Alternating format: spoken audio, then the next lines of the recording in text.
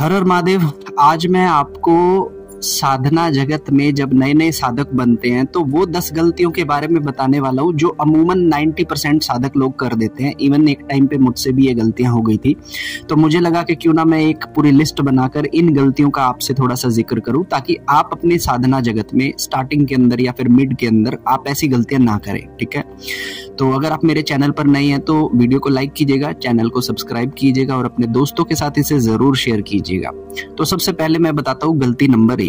जब भी कोई व्यक्ति साधना करता है भगवान शिव की, माता काली की, तो उसके अंदर एक घमंड उत्पन्न हो जाता है जो कि बिल्कुल भी सही नहीं है। ऐसा व्यक्ति मैंने देखा है कि जब भी ऐसा व्यक्ति 4 लोगों में खड़ा होता है तो वो अपने आप को इतना स्पेशल फील करता है, उसको लगता है कि वजह से मेरे पास तो पता नहीं क्या ही अस्त्र शस्त्र है। ये चीज हमेशा ध्यान में रखनी चाहिए कि आपके सामने जो व्यक्ति खड़ा है उसकी रचना भी उसी ने की है जिसकी आप पूजा कर रहे हो। तो आप में और उसमें कोई भेद नहीं है, सिर्फ आपके पुण्य कर्मों की वजह से आप अपने ईश्वर की आराधना कर रहे हो। सामने वाले को वो कॉन्शियस नहीं दी गई कि वो अभी आराधना करे। ठीक है, सबसे पहली चीज नंबर 1, कभी भी घमंड अपनी पूजा पाठ साधनाओं पर, अपने भक्त होने पर ना करें। ठीक है, दूसरी सबसे बड़ी जो गलती करते हैं वो ये करते हैं कि आप लोगों को बताना शुरू कर देते हो कि मैं इसकी पूजा करता हूँ, मैं तो शिव का साधक हूँ, मैं तो काली का साधक हूँ। एक समय तक आपको इन चीजों के बारे में किसी को नहीं बताना कि मैं किसका साधक हूँ, किसका साधक नहीं हूँ, क्योंकि जब आप इस तरह से लोगों को बता देते हो तो लोगों की ना एक नजर हो जाती है आपके ऊपर, आपके पूजा पाठ के बल पर।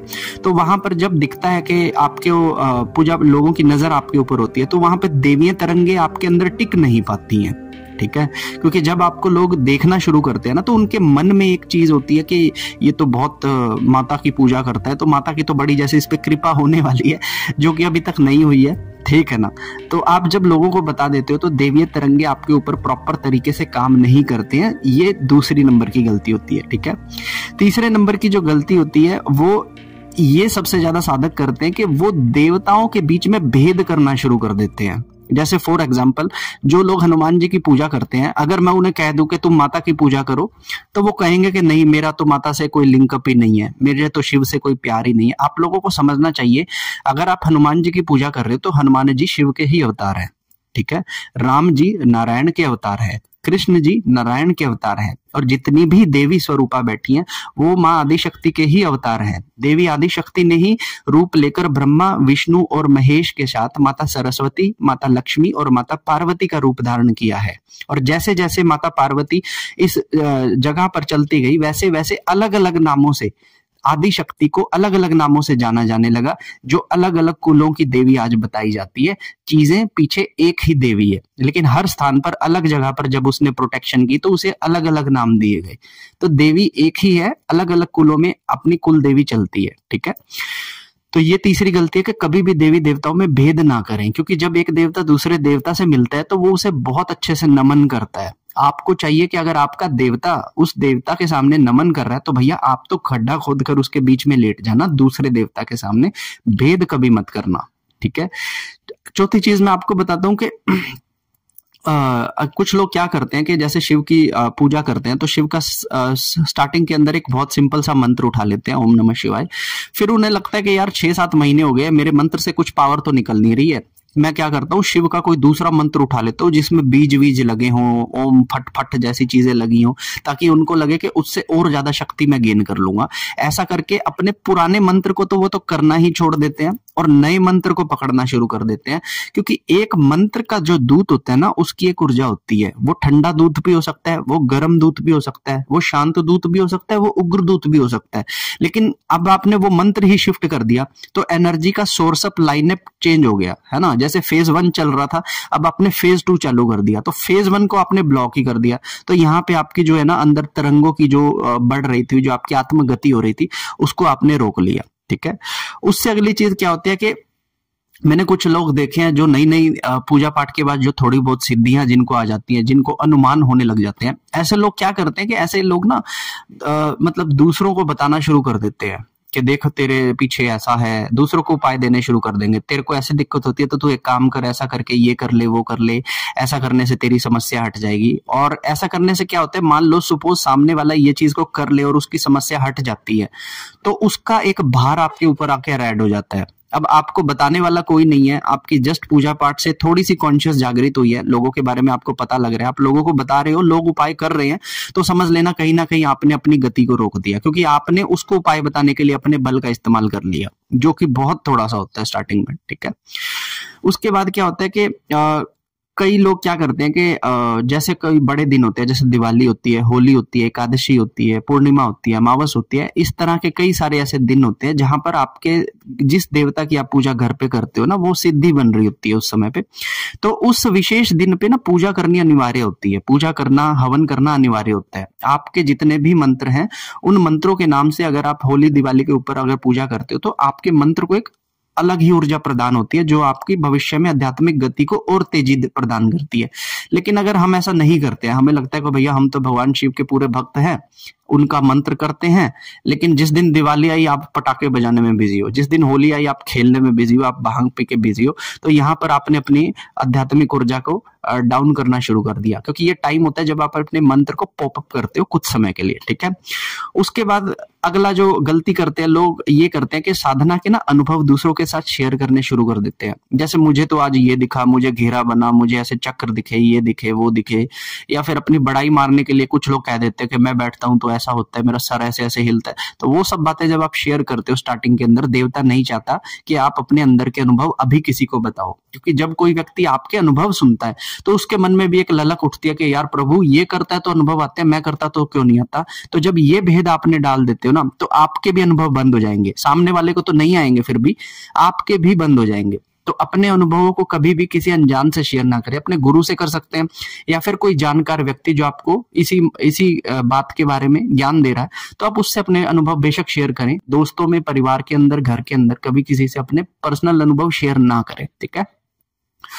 उसके बाद क्या होता है कि नई नई स्टार्टिंग के अंदर है ना, लोग एक बात को लेकर चलते हैं कि भैया गुरु अच्छा होना चाहिए, गुरु अच्छा होना चाहिए। अब उनको लगता है कि हमारा गुरु तो थोड़ा कमजोर गुरु है ना, इंटरनेट पे तो बहुत तगड़े तगड़े गुरु आजकल आ रहे हैं, तो वो सोचते हैं मैं इससे भी दीक्षा ले लूं, मैं उससे भी दीक्षा ले लूं, मैं उससे भी दीक्षा ले लूं। इस तरह से जब आप बार बार गुरु चेंज करते हो, तो पहली बात तो एक गुरु ने ही आपको ढंग से नहीं पकड़ा, आप 2-3 के पास और जा रहे हो, तो आप कभी गति नहीं कर पाते हो। मेरे पास ऐसे बहुत सारे लोग हैं जो कहते हैं भाई इस धाम में चल, उस धाम में चल, यहाँ से दीक्षा ले लेता हूँ, वहां से ले लेता हूँ, लेकिन इतने सारे धामों पे दीक्षा लेके भी ना तो उन्हें कोई गुरु तत्व मिला, ना ही उनके जीवन में कोई कल्याण हुआ। तो देखिए, गुरु बनना आपके प्रारब्धों में होगा, जो स्वयं से आपका गुरु होगा वो अपने आप आ जाएगा। उसके लिए आपको कहीं जाने की या किसी को कुछ देने की, लेने की जरूरत नहीं है। आप अपनी पूजा पर ध्यान दीजिए, ईश्वर आपको गुरु स्वयं लाके देंगे आपकी कॉन्शियस के लेवल के हिसाब से, ठीक है ना। तो बार बार जो गुरु लोग बदलते हैं वो भी अपना नुकसान करते हैं, ठीक है।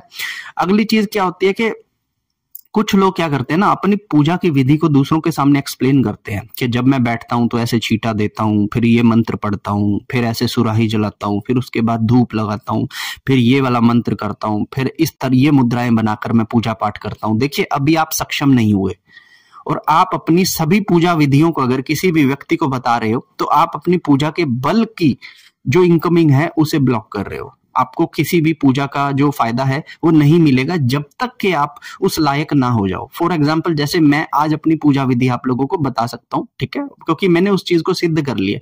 लेकिन जब तक मैं नहीं बता सकता था, और मैं दूसरों को अगर ये बताना शुरू कर दूं कि यार मैं घर ऐसे पूजा करता हूँ, ये मुद्रा लगाता हूँ, वो मुद्रा, तो मेरा सत्यानाश हो जाएगा, फिर मेरी ग्रोथ वहां पर नहीं होगी। इसलिए आप किस विधि से पूजा करते हैं इसका भी उल्लेख आप लोगों से ना कीजिएगा, ठीक है। और सबसे बड़ी गलती जो 10वें नंबर की गलती है, वो मोस्ट इंपोर्टेंट गलती मैक्सिमम साधक करते हैं। मंत्र जाप कर लिया, हवन कर लिया, त्राटक कर लिया, सारी विधियां कर ली, व्रत कर लिया, गुरु के चक्कर काटाए, तीर्थ स्थलों की यात्रा कर ली, गंगा स्नान कर लिया, है ना, 2-2 दिन बार अपने मंत्र को मानसिक चला लिया, उपांशु चला लिया, सारा दिन जाप करते रहे, लेकिन ध्यान नहीं किया अभी तक, तो आपके द्वारा की गई किसी भी चीज का आपके उपयोग में आना पॉसिबल नहीं है।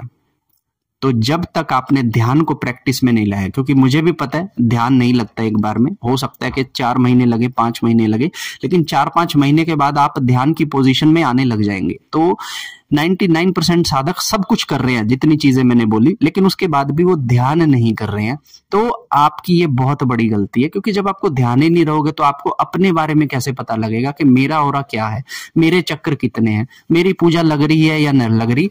तो वो जो लोग होते हैं जो ध्यान नहीं करते, जिन्हें खुद का पता नहीं लगता, वो फिर मेरे जैसों के पास जाते हैं कि भैया मेरा ऑरा चेक कर दो, मेरी चक्र चेक कर दो, मेरी कितनी दृष्टि खुल गई है, कितनी बंद गई है। तो उनको जरूरत पड़ती है कि भैया हमारा देखो। तो अगर आपने ध्यान किया होता अच्छे से तो आपको अपने बारे में ये सारी चीजें पहले से ही पता लगती, क्योंकि ध्यान एक ऐसी चीज है जो सबसे ज्यादा टाइम लेता है किसी चीज को परिपक्व होने में, ठीक है ना। मंत्र भी गढ़ जाता है, उपांशु मानसिक भी चल जाएगा, हवन भी काम करने लग जाएंगे, मंत्र भी चलने लग जाएगा, सब कुछ हो जाएगा, लेकिन ध्यान अगर नहीं कर पा रहे हो तो फिर आप किसी चीज का एक्सेस कर ही नहीं पाओगे। आंखें बंद करके कोई गाड़ी नहीं चला सकता, ये आपको पता होना चाहिए, ठीक है।